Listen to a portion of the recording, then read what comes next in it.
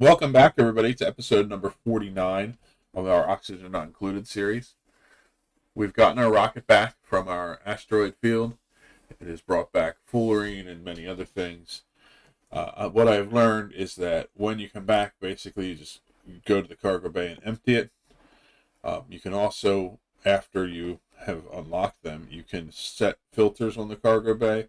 So I think that what that means is that when I send this rocket back out again, all it's going to mine is fullerene and fine carbon. I'm not sure, but we're going to test that next. The reason I want to do that is because fullerene is what I'm after, and the refined carbon I can collect so that I can bring that back and use it to create more diamonds, which can then be used to fuel our drill head because it consumes 1 ton of diamond every trip and make it a renewable process.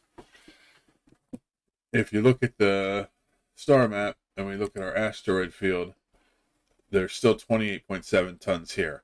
I don't know for sure if that refills over time or not. I'm still waiting to see if that's true. I know it had 40 tons when I started mining, and I took 20 tons of stuff out, I think, and it doesn't.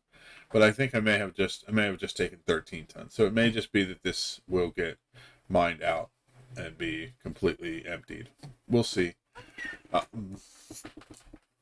It's just something for us to figure out in the future. The second rocket that we've built has been constructed. I want to get it fueled up so we can check to see its range and start messing around with that. I have to also build the Spacefarer module inside. Probably just going to model it very similar to the one in our original rocket. And then that way we can have rockets going out doing exploration while we're mining. And that'll be very cool. The fullerene that we did get, I brought down to a molecular forge, and we are slowly turning it into super coolant, which we will start using to do some of our late game processes here very soon. So things are moving right along. We'll come back once we have more things to show using our super coolant, and we'll just keep on moving through exploring space and mining some resources.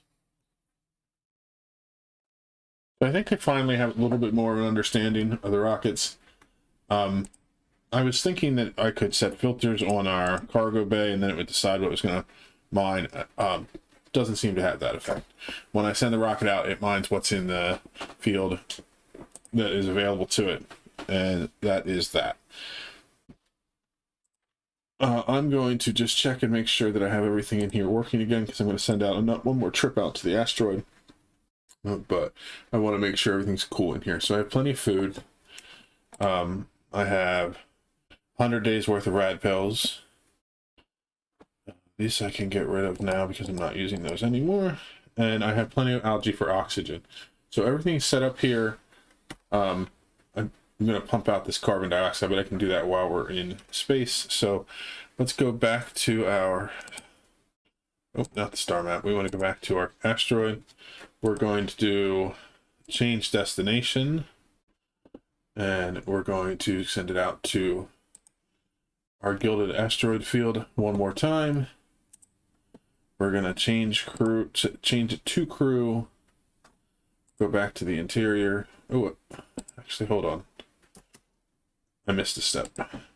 I need to extend our gantry so that we can get oxidizer dumped in.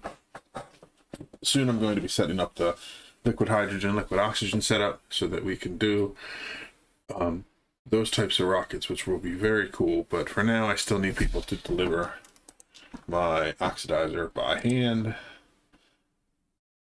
So that's being brought up. Gonna take a minute. Sweet. Now we're all set there. Let's put our crew in to go through the checklist. So we're just waiting for Toby to board.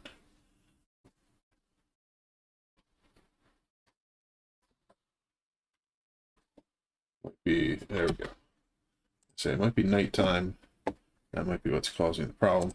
So we're going to unequip. So her plan is to eat, take her medication, which she has to do once a day, and then generate some power. Perfect. So now we are ready to launch.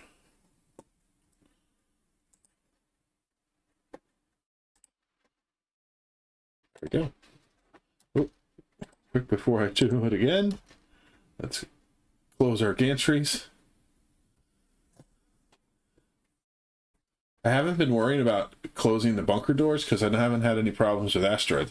I don't know if that doesn't happen on the main asteroid in the settings I have, or what. I'll have to figure it out at some point.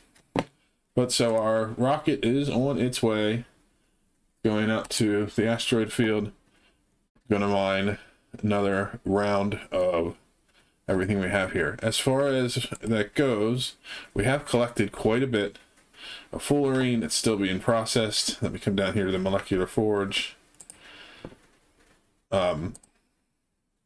We have processed quite a bit of it. We still have more. I'm going to do another round of super coolant through there. We already made 10 tons of super coolant, which is huge. I can do a lot with that. While we were working on processing super coolant and doing our mining, we did some changes to our water system. So I'm going to start from the water source and work our way up. So we have our big mixed water tank. Everything in there is being run through our boiler. I have cleaned out and optimized as much as I can. That water then gets pumped out as fast as we're making it over into this system. I've changed the sensors here so that they're right before the aqua tuners.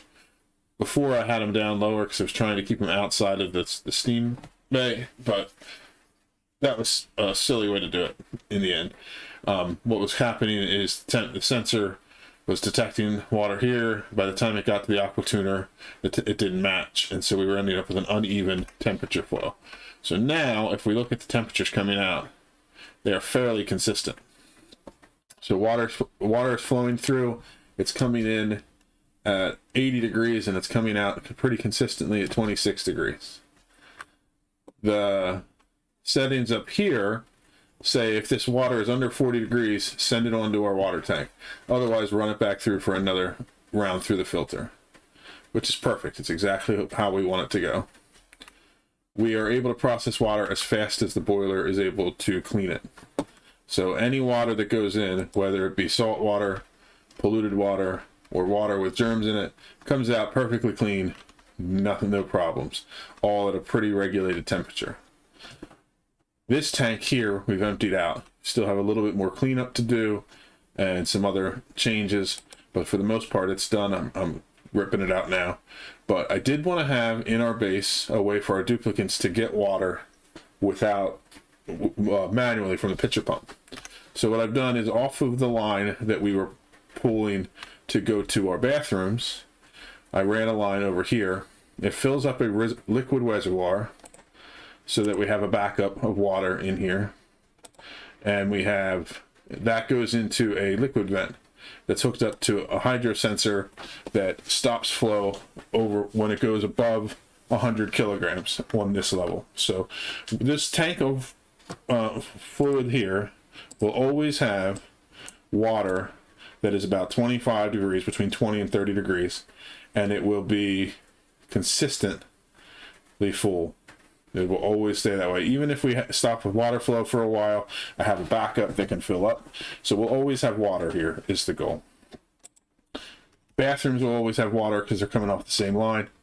Any excess water after that goes through this line, which goes up to our main water tank and starts filling up our main water tank. Our main water tank is huge, but if it ever does fill up, it reaches the point where it breaches into space, and then it just evaporates off. I'm slowly finishing building this last little bit to make it nice and even. I have drywall along the back, and then I have the vents. I'm going to leave one gap on this level that is open to space so that when it pumps on this level, it'll just dissipate when it gets up here. That way I don't have to regulate stopping any of my water flow. I can just keep producing water because I have so much water coming in that once I have that much of a backup, I don't care. It can go into space. So that's all the water sorted. Like I said, I have a little bit more to clean up, a little bit more I want to change, but I don't want to change all the flow for water into crops and things like that because I'm going to be ripping all this out and rebuilding a crop area that is more organized and more temperature regulated so that I can actually grow the things I want to grow. So that's where we're at with that. We're doing one more round with mining, and then we're going to focus on getting our rockets set up to use hydrogen and oxygen that we're going to start producing. So that's going to be the thing I work on today. I'll come back once I have some more to show, more progress to show with that. My major stall in production at the moment is that I've run out of steel. On our main colony, what's holding back steel production is the fact that I don't have any iron ore. I don't have any way to get iron here, but on Gorgani, I have an iron volcano right in here. So the first step in getting that tamed is that I need to seal this off so that I can get in and out of it because I want to make this temperature controlled room. But I don't have any oil on Gorgani.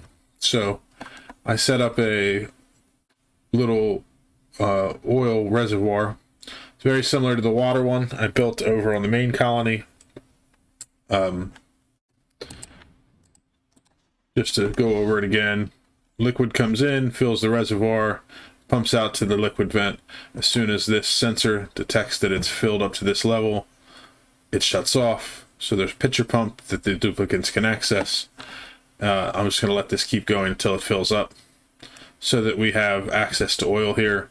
Once this is full, it'll be more oil than I'm ever going to use because I'm just going to be using it for liquid locks. But now I have the ability to have duplicants grab crude oil and carry it over and dump it in here. So they are filling in a lock for me so that I can start pumping the gas out of here and open up this iron volcano safely. That's the next step I'm going to do. Once we do, I'm going to work on making some designing a system in here to tame this volcano properly so that as the iron comes out, not only can we collect it, but we can collect it at a cool temperature, and then we'll ship it back to actually the sending unit is down here. We'll set up a system to ship it back to the main colony and solve our iron problems. So that's what my current goal is right now. While I'm doing that, I am still working on my fullerene collection. There's only 13 tons left here, so I actually can send another rocket to it. So everything here is set except for the destination. So we'll set the destination again. We will close the gantry or open the gantry. I don't know, whichever way you would say that. And switch crew out so that it's crewed.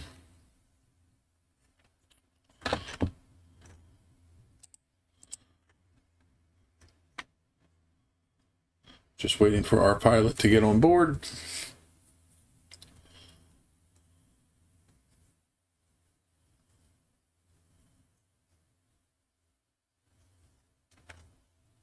Must be our pilot's bedtime.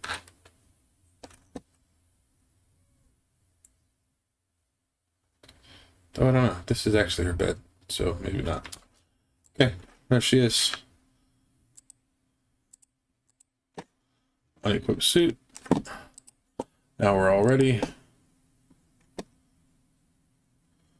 And we will launch our rocket. So this trip should be the last one we need in order to collect all of the resources from that item, from that starfield. I'm very curious to see what happens once we do that. Will it just be out of mass?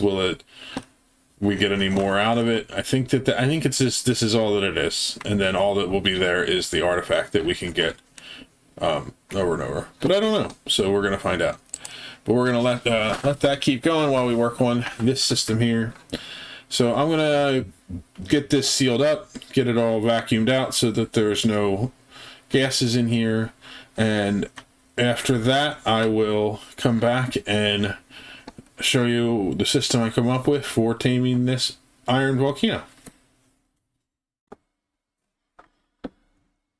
I have come up with a Mark I design for my volcano tamer. So, it looks complicated, but it's not really. The volcano erupts iron at 2,500 degrees. The steam chamber is packed full of steam, water. The iron comes out, heats up the water into steam. Steam gets deleted by the steam turbine and put back in as water. Cycle continues. This aqua tuner is also in here. It's running a super coolant loop that is putting the heat into the steam, getting deleted as well. So the super coolant loop is cooling down. The iron is picked up by this steel auto sweeper and it is put onto this rail. Right now I'm also picking up some extra that was deposited over here before I started. That's still very hot. This will empty out and then we'll take that off. The iron can sit down here as long as it needs to. It can sit here forever. What the loop does is this deposits iron onto the loop. It goes on at, very high temperatures. These are sitting at 200, but that's because they've been sitting for a while. Sometimes they're in the thousands, but when they come over here, they loop around until they hit 40 degrees and then they're released. The same loop is where the supercoolant radiant loop is, and so it is just sucking up the heat from that iron and the area around it.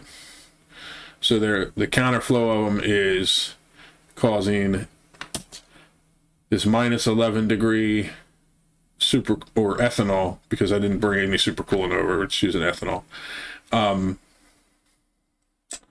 It is bringing that temperature all the way up to -1. So it's taking 10 degrees off every time it goes around the loop, which is pretty significant.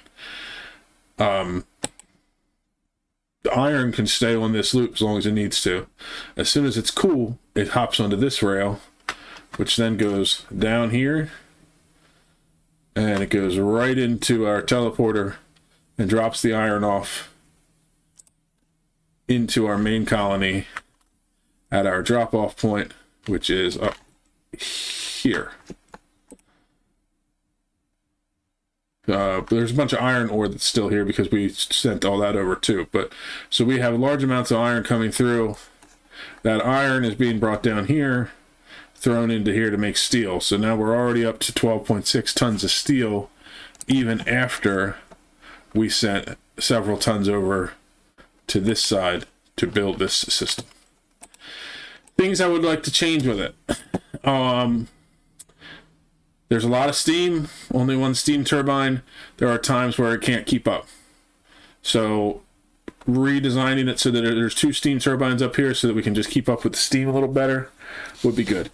I'd also like to change it out so that the loop is run with super coolant so I can take it down even cooler. I just don't know if this is even set up properly, because since I'm using ethanol has a freezing point at minus 114.1. Let's set this at minus 90. Basically, I just want this to keep cooling as much as it can so that we can keep cooling down the area.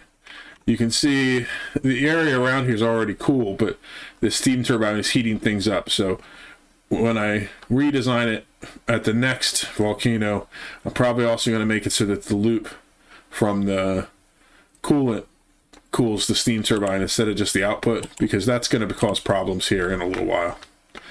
But the thing that's interesting is that, as I've said before in this series, there's lots of volcanoes around Gorgani. So what I'd like to do over time, I'm going to clear out the rest of this map, and I'm going to turn Gorgani into a refined metal processing plant. And so every metal that I can, I'll process here, and I'll have them shipped off to the main colony after we store some for use here. So that's the long-term plan here. I'm going to build a little luxury living quarters for the duplicates here, build a refined metal processing plant, and clean everything up, and that'll be the end of it here. And then we'll move on to our other colonies. Now that I have a solid amount of steel coming back in, I can start working on more things over here. The next thing I'm going to work on is making an area where I can make liquid oxygen, so that I can have a liquid oxidizer for this rocket, because I want to see what my range comes if I stick with petroleum fuel but have a liquid oxidizer instead of a solid oxidizer.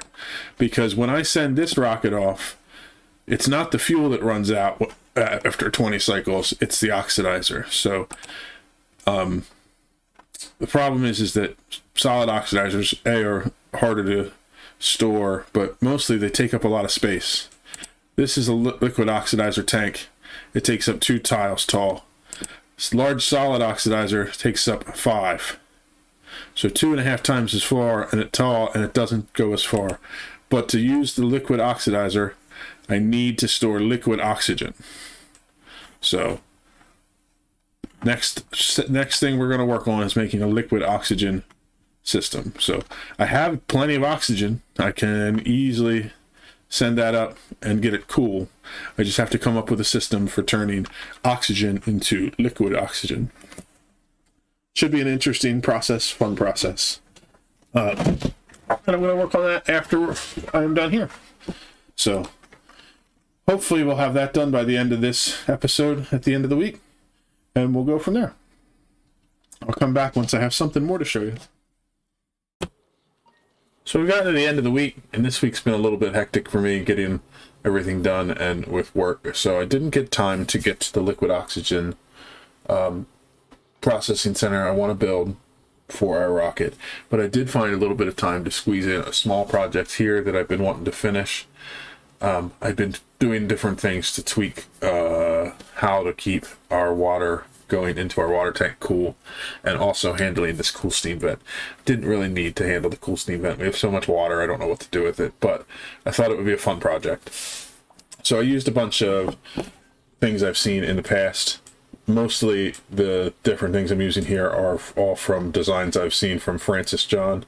If you haven't watched him, he's a very knowledgeable person when it comes to oxygen not included.